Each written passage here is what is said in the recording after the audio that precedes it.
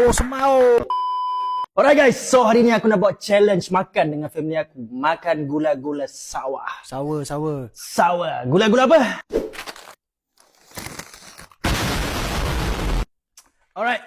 Chupa Chups ni dia perisa buah-buahan tapi masam. So aku akan bagi family aku makan. Alright.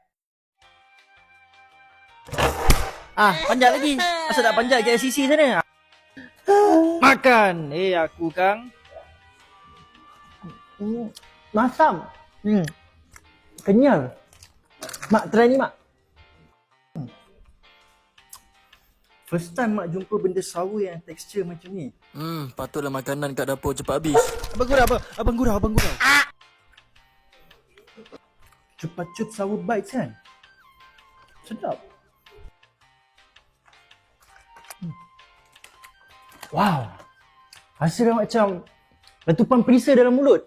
Sini saya letup bagi muka abang. Unik ke pengalaman makan ni? Beli kat mana?